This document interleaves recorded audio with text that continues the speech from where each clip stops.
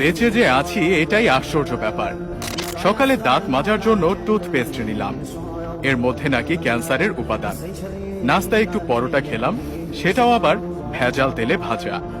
সুন্দর দেখে একটা কলা খেলাম, তাও আবার কার্বাইড দিয়ে পাকানো। চাঙা হওয়ার জন্য এক মগ কফি নিলাম, সেটাই নাকি কফির গুঁড়ো কম, তেঁতুল বীজের গুঁড়ো বেশি। কাঁচা বাজারে গেলাম টাটকা শাক সবজি কেনার জন্য, কিনবো কি, সব তো হাইব্রিড সার দিয়ে ফলানো। মশলা আর হলুদ গুঁড়ো নিলাম, ওতে আবার লেড আর ক্রোমাইড কেমিক্যাল মেশানো। সয়াবিন তেল দিয়ে রান্না করব, সেই তেলের অর্ধেকই নাকি পাম অয়েল মেশানো।